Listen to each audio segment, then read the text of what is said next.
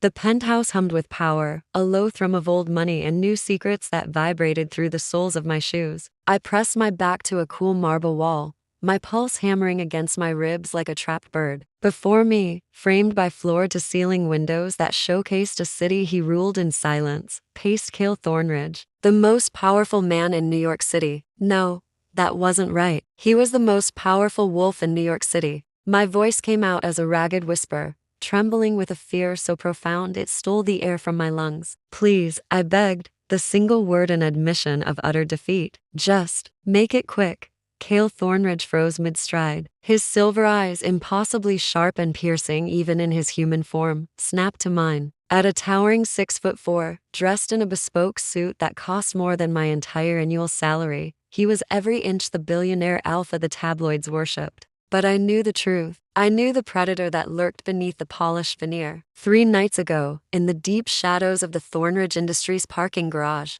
I had seen him change. And now, standing in his sky-high lair, I was certain I was about to pay the price for that knowledge with my life. Quick. Cale's voice was a low, smooth caress, like aged whiskey poured over ice, yet it held the dangerous edge of a freshly sharpened blade. He closed the distance between us, each step deliberate, controlled, predatory. The space felt charged, electric. You think I brought you all the way up here just to silence you? I swallowed against the knot of terror in my throat. It felt like swallowing broken glass. Isn't that what alphas do? Protect the secret at all costs? My own words sounded flimsy, pathetic, even to my own ears. A slow, deliberate curve touched Cale's lips. It wasn't quite a smile. It was something sharper, more knowing. Oh, Serafina Vale, he murmured, and the sound of my own name, spoken in that deep timbre, sent an unwanted shiver down my spine. Assistant editor, 26 years old, $47,000 in student loan debt, mother currently in hospice care at STT. Catherine's. He listed the intimate details of my life as if reading from a dossier, each fact a calculated strike, stripping me bare. If I wanted you gone,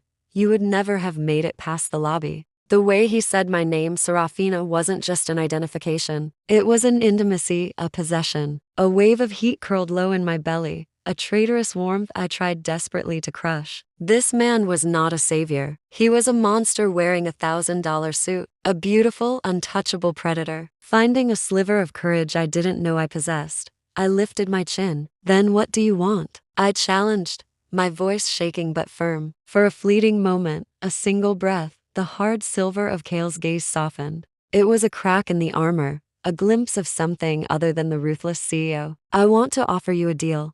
A deal? The words hung in the air between us, heavy with unspoken implications. He knew my desperation. He had dissected my life, found my weakest point. A deal with a man like this was never just a deal. It was a contract signed in shadows. Hold on before we dive deeper into this impossible situation. I need to know, are you ready to hear Cale's offer? What kind of deal could a werewolf alpha possibly make with a human who knows his secret? If you're ready to find out, hit that subscribe button right now. Let me know you're in this with me. If you're not sure, just drop your country in the comments below so I know where the boldest viewers are watching from. Serafina took a massive risk. Will you? A deal? I repeated, the words barely a whisper, my mind reeling. What could I possibly have that he could want? Cale's tone turned clinical, detached, but his eyes held an ancient, knowing quality that made my skin crawl. Your mother needs an experimental treatment, he stated, not asked. The cost is $340,000. It's not covered by her insurance. Without it,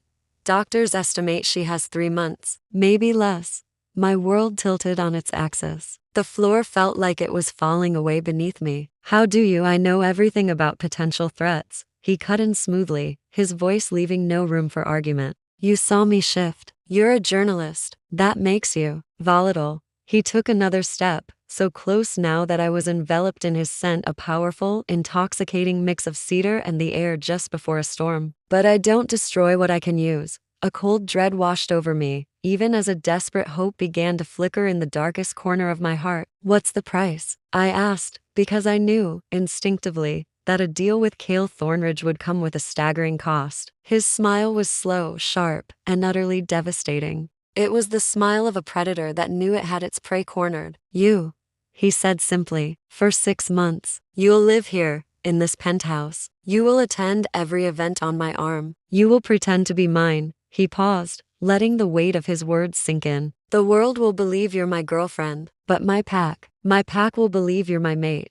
Mate? The word felt ancient, heavy, forbidden on my tongue. It tasted of primal bonds and inescapable fate. "The Luna to my Alpha," he clarified, his voice dropping into a low, possessive rumble that vibrated through the floor, through me. "My equal, my anchor." His gaze traced the lines of my face, not in a crude or leering way, but with a strange intensity, as if he were measuring my soul. "The pack elders are pushing for an arranged bond with a wolf from a rival family. I need a shield. You are that shield. In return, you need to save your mother. 6 months. Play the part convincingly. Keep my secret. Then, you walk away, all debts gone, your mother safe, and with enough money to never worry again." My mind spun, a chaotic whirlwind of fear and impossible hope. This was madness. It was a gilded cage, a luxurious prison sentence, to trade my freedom, my identity, for my mother's life. And if I say no, I had to ask. I had to know what the alternative was. The warmth, if it had ever truly been there, vanished from Kale's expression. His face became a mask of cool, indifferent power. "I'm offering you salvation, Serafina. Refuse, and I will protect my secret another way. Your job at my magazine, by the way, your professional reputation, your entire future, it will all be gone. You'll be left to watch your mother fade away while you drown in debt and grief." He tilted his head, the picture of cold, hard logic. "Or, you say yes. You live like a queen. You save her life." It wasn't a choice. Not really. It was a beautifully wrapped ultimatum, a desperate deal with the devil in a designer suit. I looked up, meeting his gaze. "My human will against his silver fire." 6 months, I said, my voice finally steady. "Then I'm free, no strings." 6 months, Kale agreed, a flicker of something triumphant in his eyes. He extended his hand. As our palms met, a jolt shot up my arm like static, like a spark of lightning, like fate itself making its presence known.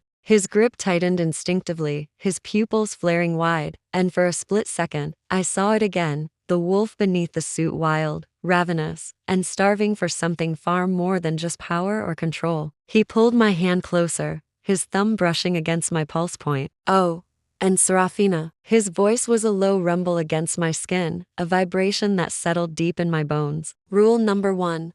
Don't fall for me. Humans who love wolves, they rarely survive the fall." It should have been a warning, but standing there, with his touch burning my skin and the fate of my world in his hands, it felt like a dare. Moving into Cale Thornridge's penthouse was like stepping into another dimension. I stood in the middle of a bedroom that was larger than my entire apartment, just staring at a bed big enough to fit 5 people. It was insane. Everything screamed wealth. Silk sheets the color of champagne, original artwork on the walls, and a private balcony overlooking Central Park. It was a world away from my tiny walk-up. "Your quarters," Cale announced from the doorway. He was leaning against the frame with this infuriating casualness that just oozed power. He'd changed out of his ridiculously expensive suit and into dark jeans and a black Henley that, well, it showed off the kind of body that came from being a predator, not from having a gym membership. "Quarters?" I raised an eyebrow, trying to find my footing. "What am I, a servant?" "You're my fake girlfriend," he corrected, his voice a low rumble. "Which means you get the guest suite. Don't worry, it's only 3 doors down from my room. Close enough to be convincing, far enough to maintain." He paused, and his intense gaze dropped to my lips. "Boundaries."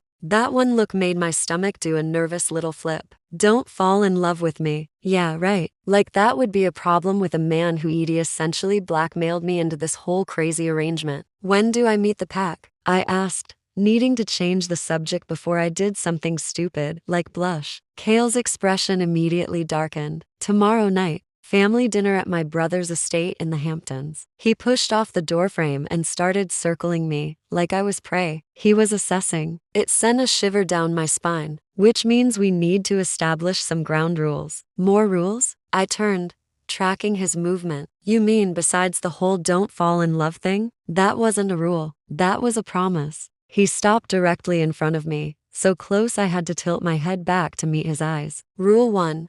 In public, you're mine. You smile at me. You touch me. You act like I'm the only man in the world." My pulse hammered against my ribs. "Act like we're in love. Act like you're obsessed with me, he corrected, his tone leaving no room for argument. My pack needs to believe this is real, Serafina. Wolves can smell lies. If they sense you're faking, they'll tear you apart figuratively and literally. How comforting. My sarcasm was thick, but he just ignored it. Rule 2, he continued, his voice deadly serious. You don't go anywhere without my permission. This isn't to control you, it's to protect my secret. You're human, fragile. My enemies would love to get their claws into you. Your enemies? You mean other werewolves? His jaw tightened. Some wolves, some humans who've figured out we exist, and one particularly nasty vampire who he's been trying to take over my territory for the past decade. I blinked, my brain struggling to keep up. Vampires are real too? Focus, Serafina.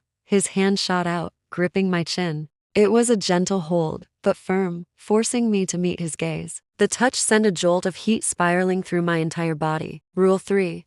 We maintain the illusion at all times. That means sharing a bedroom when we're at pack events. It means I'll touch you, kiss you, make everyone believe you're my mate. My breath caught in my throat. Kiss me? Unless you'd prefer I let them think this is fake? His thumb brushed over my lower lip, a gesture so shockingly intimate it made my knees feel weak. Because if they think I'm lying about having a mate, they'll force me into a blood bond with Lyanna Frost, the alpha female my father chose for me before he died. Why don't you just marry her? I whispered, hating how breathless I sounded. For a second, his eyes flashed a brilliant gold. Because Lyanna doesn't want a mate, she wants a throne, and I'd rather die than let her use me to seize control of my pack. His grip loosened, his hand falling away, but the pain in his voice lingered. It was an old pain, the kind that comes from deep betrayal. 6 months with you buys me time to find another solution. He turned and walked toward the door. Rest tonight, he ordered. 3 weeks. 3 weeks. That's how long I'd been living in Cale Thornridge's luxurious cage. And my sanity was hanging on by a thread. It wasn't the 5-star meals or the 1,000 thread count sheets that were getting to me. It was him, Cale, the alpha werewolf I was pretending to be madly in love with. He was everywhere. In the morning, he'd be in the kitchen, making coffee without a shirt on. I'd try not to stare, but watching those sculpted muscles move under his tan skin, it felt like a crime. Then at night, he'd just appear in my doorway, leaning against the frame with that intense look. Just checking on you, he'd murmur, but his gaze felt like a physical touch, lingering long after he'd gone. And the texting. Don't even get me started. All day long, my phone would buzz. What are you wearing? The pack needs to believe I'm obsessed. Send a photo. It was pure, unadulterated torture. The kind of torture you start to crave. And that was the most dangerous part. I was starting to forget this whole thing was just a contract. I was starting to forget it was fake. You're thinking too loud. A deep voice cut through my thoughts. I looked up from my laptop. Cale was across the office, looking every bit the ruthless CEO behind his massive mahogany desk. I was supposed to be researching pack history, part of my duties as his fake mate, but I'd learned to read the tells. He thought he was hiding the tight set of his shoulders, the tiny tick in his jaw. I'm thinking about my mother. I lied. It wasn't a total lie. The treatment he was paying for was working miracles. I should probably visit her tomorrow. I'll come with you. He didn't even look up from his papers. That's not necessary, I started to say. It is if you want this to look real. Now he looked up, and his silver eyes pinned me in place. Devoted boyfriend visits his girlfriend's sick mother. That's what humans do, isn't it? That word, humans. It was a slap in the face, a stark reminder of the chasm between us. A reminder that this fairy tale had an expiration date. Fine, I muttered, turning back to my screen. We sat in silence for another hour before his phone buzzed. He glanced at it, and a quiet curse slipped from his lips. What is it? I asked. Lyanna, he said, his voice grim. She's hosting a full moon run tomorrow night. She's invited the entire pack, including you. My stomach plummeted. A run? Like, a literal run? As in, Cale clarified, standing up and leaning against his desk. The pack shifts into their wolves and runs through the forest together. It's a bonding ritual. I can't say no without looking weak, but I can't shift, I whispered, the reality crashing down on me. I'm human. I know, he said, his expression unreadable. Which is why you ride with me. My brain just stopped. Ride with you? While you're a wolf? It's the only way, he said, his voice low. Mates sometimes ride their alpha's wolf. It's intimate. The wolf has to trust the rider completely. The question slipped out before I could stop it, small and fragile. Does your wolf trust me? Kale's eyes flashed gold for a split second. More than he should. The next afternoon at the hospital, Kale was a different person. He charmed my mother with an ease that made my chest physically ache. So you're the one who's stolen my daughter's heart, my mom, Margaret, said from her bed. She looked so much better, her color back, her eyes bright. Guilty, Kale replied, flashing a smile that could melt glaciers. He held her hand so gently, like she was precious. Though I think she stole mine first. Lies. They were all beautiful, perfect lies. You take care of her, my mom said. Serafina acts tough, but she's got a soft heart. I know, Kale said quietly, his gaze finding mine across the room. I'll protect her with my life, and for one insane moment, I believed him. Then his phone buzzed, shattering the illusion. I need to take this, he said, stepping out. As soon as he was gone, Mom turned to me. He's in love with you. I almost choked. Mom, no, it's not a mother knows, she insisted. I see how he looks at you. Like you're the only thing keeping him tethered to the earth. But he's afraid of something. He's holding back.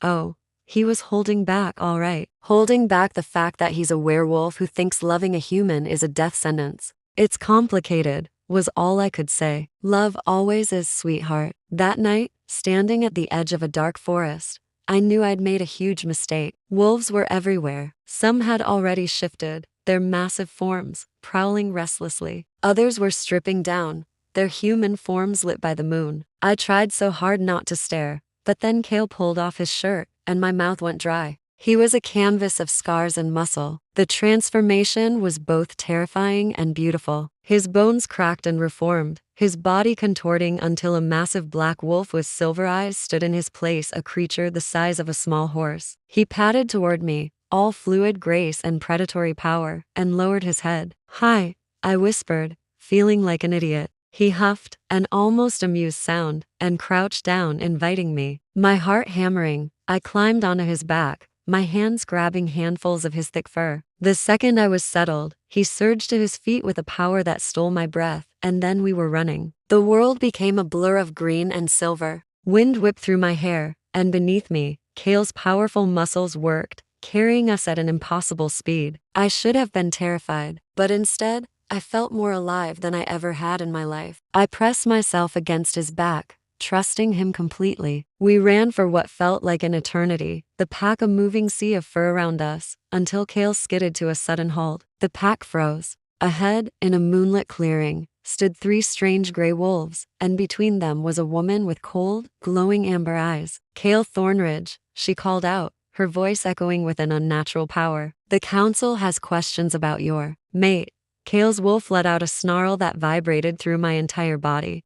The air in the silver-barred cage is thick, smelling of damp stone and the sharp tang of ozone. I jolt awake, my head pounding a brutal rhythm against my skull. Where am I? The last thing I remember is him, Kale. A sharp click of heels on stone echoes from the shadows. A figure emerges, her movements radiating a venomous elegance. Lyanna. Her smile is a predator's, sharp and knowing. Finally, she purrs, circling my cage like a shark. I was beginning to think the sedative cooked that pretty little brain of yours. My voice comes out as a dry rasp. Where am I? What is this place? The council's little dungeon, she says, her tone dripping with amusement, reserved for problematic elements. And you, my dear, are the definition of problematic. She leans closer, her scent a mix of expensive perfume and something wild, something wolf. Impersonating an alpha's mate? That's a death sentence. For both of you.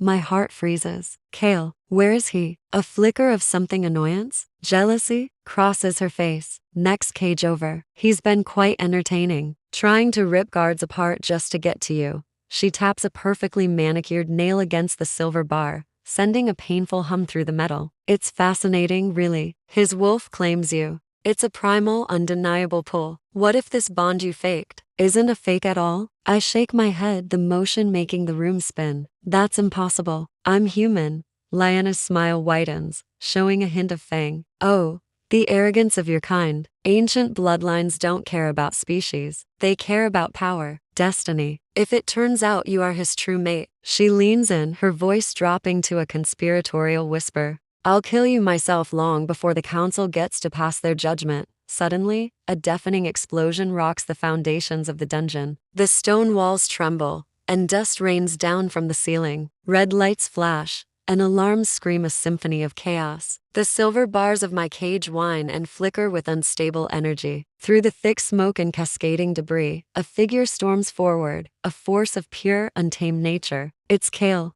His eyes are no longer the warm brown I know. They are pure, molten gold, the eyes of the alpha wolf. He's covered in dust and blood, but he moves with a singular, terrifying purpose. He reaches my cage and without a moment's hesitation, grips the electrified silver bars. The sound of his flesh sizzling, the acrid smell of it burning, fills the air. I scream his name, but he doesn't even flinch. With a guttural roar that shakes the very stones, he rips the cage door clean off its hinges and throws it aside. I stumble out, falling directly into his arms. His body is a furnace, his heart hammering against my back like a war drum. He holds me so tight I can barely breathe, burying his face in my hair. His growl is low, a vibration that resonates deep in my bones. Did they touch you? Did they hurt you? I'm fine, Kale. I'm fine. I manage to gasp, but it's a lie. My body aches. My head is spinning. His thumb gently brushes a forming bruise on my cheek, and his golden eyes narrow with a chilling promise. I'll end them all. How touching. Lyanna's voice cuts through the chaos. She stands at the end of the corridor, flanked by 3 massive wolves, their teeth bared and low growls rumbling in their chests. But your little reunion is premature. The council demands answers. Kale shoves me behind him, his body a solid wall of muscle and fury. He faces her, a low snarl transforming his features. They'll get my teeth. Just as the wolves tense to spring, a new voice, ancient and commanding, echoes through the chamber. Stand down. The word is spoken softly, yet it carries an undeniable weight of power that stops everyone, even Kale, in their tracks. An elderly woman, her hair a cascade of silver and her eyes the same startling color, steps out from a side passage. She radiates an aura of immense, quiet authority. This must be Elder Moira. The wolves immediately lower their heads in submission. Moira's piercing gaze ignores Kale, ignores Lyanna, and settles directly on me. I smelled the bond the moment I arrived on this level, she announces, her voice leaving no room for argument. It's real. Lyanna sputters, her composure finally cracking. She's human. It's a trick, a lie. Moira turns her silver eyes on Lyanna, and for a moment, the alpha female actually flinches. The blood of the first pack binds souls, not species. It is older than our laws, Lyanna, older than your prejudice. She approaches me, her steps slow and deliberate. Kale remains a shield, but he doesn't stop her. The elder raises a wrinkled hand and places her palm flat against my chest, right over my heart. The touch is surprisingly warm. And then, my world shatters. Visions flood my mind, not my memories, but his. I see a young Kale, orphaned and alone, fighting for survival. I see him building his empire from nothing, his expression hard and closed off. And then I see me. I see the first time he laid eyes on me at that gala, and a jolt of pure recognition, of knowing, flashes through him. A shock that his wolf had found its other half. The elder's voice is a gentle guide through the whirlwind in my head. Your souls were locked the moment your eyes first met. This fake-made agreement, it wasn't a business deal. It was his wolf,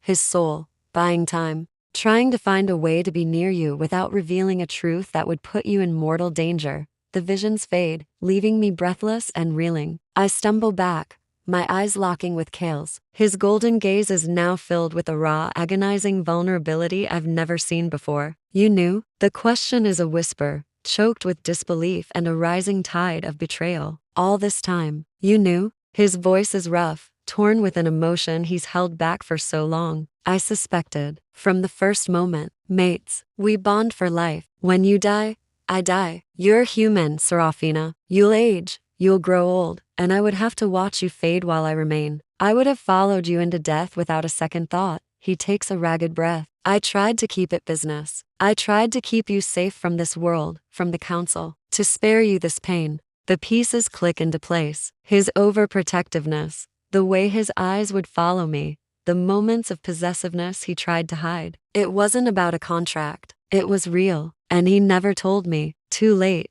I say, the words catching on a sob. Tears stream down my face, hot and furious. It's too late, Kale. I fell for you weeks ago. My voice cracks with the weight of all the lonely nights I'd spent, convinced my feelings were one-sided, a complication in a business deal. And you let me think I was completely alone in this. You let me believe I was a fool.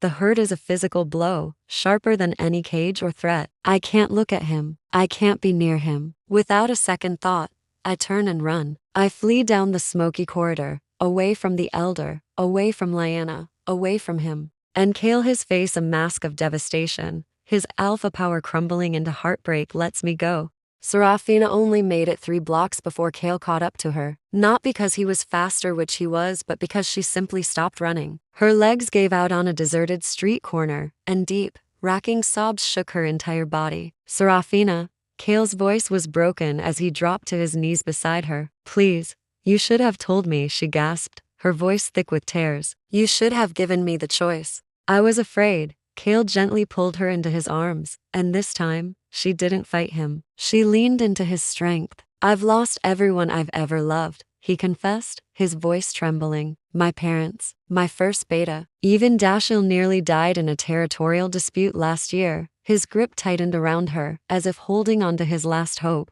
And then you appeared. This brilliant, brave, infuriating human who made my wolf sing for the first time in decades. How was I supposed to tell you that loving me comes with a death sentence? Serafina pulled back just enough to look at him. Really look at him. She saw past the powerful alpha, past the billionaire CEO, to the man underneath, who was just as terrified as she was. What if I'm willing to risk it? She whispered, her voice fragile but firm. Kale's carefully constructed composure shattered. You don't understand what you're saying. I understand perfectly. Serafina cupped his face, her thumb stroking his cheeks, forcing him to meet her gaze. I understand that I'm in love with you. I have been since you first smiled at my mother. Since you held my hand during that first packed dinner. Since you trusted me enough to let me ride your wolf. Her voice grew steadier, filled with conviction. I understand that loving you might mean a shorter life, but I would rather have 10 incredible years with you than 100 empty years without you. Serafina. Her name was a prayer on his lips, full of awe and disbelief. So stop protecting me from this, she continued, her eyes pleading with his. Stop protecting me from us, and just tell me the truth. Do you love me back? For a long, silent moment, Kale just stared at her. She could almost see it happen, the years of walls he'd built around his heart crumbling into dust. I love you, he breathed, the words raw and vulnerable. God help me. I love you so much it terrifies me. My wolf recognized you instantly, but I fell in love with you slowly. Every morning you'd stumble into the kitchen half asleep and steal my coffee. Every time you'd argue with me about pack politics like you'd been born into this world. Every smile, every laugh, every fierce glare. He pressed his forehead to hers, a wave of emotion passing between them. You're my mate, my true mate, and I was a coward for not telling you sooner. Serafina's heart felt like it would burst from her chest. What happens now? Now, Kale said quietly, his voice a low rumble. I do what I should have done weeks ago, and he kissed her. This kiss was different. It wasn't for show. It wasn't for the pack. This was honest, raw, a claiming that went soul deep. He lifted her into his arms without breaking the kiss, carrying her with a supernatural ease that still amazed her. She was completely lost in the sensation of finally having him, all of him, without pretense. They materialized in his penthouse, and he set her down gently in his bedroom, his actual bedroom, a space she'd never been allowed inside before. Are you sure? Kale's eyes searched hers, the gold and silver of his wolf swirling together. Because once we complete the mate bond, there's no going back. My wolf will be yours. Your heart will beat in sync with mine. We'll be connected in ways that transcend human understanding. I'm sure, Serafina said without a single trace of hesitation. What followed was both tender and powerful. Kale worshipped her with touches that spoke of reverence and possession. His hands mapped every inch of her skin like he was memorizing a sacred text. And Serafina responded with equal fervor, exploring the scars that told stories of battles won and losses endured. These, she whispered, her fingers tracing a particularly vicious scar across his ribs.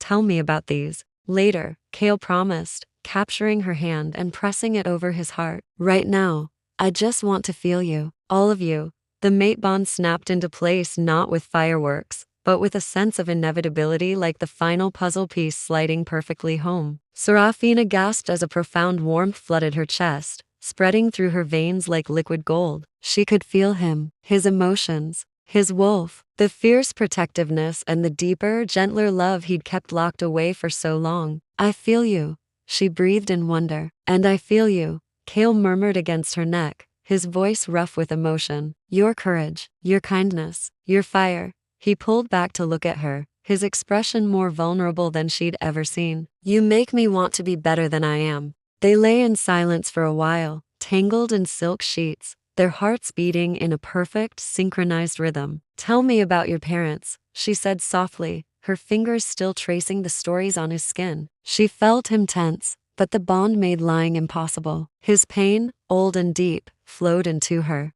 They died when I was 17, he began quietly. Rival pack attack. My father was Alpha, he died defending our territory. My mother, his voice cracked. She survived the attack, but the mate bond, when my father died, she felt it. Within a week, her heart just stopped. The doctors called it cardiac arrest, but I knew the truth. She died of a broken heart. Tears filled Serafina's eyes. Cale, that's why I was so afraid, he continued, his arms tightening around her. I watched my mother fade away, and I swore I'd never create a bond that could cause that kind of pain. But then you happened, and suddenly, the risk seemed worth it.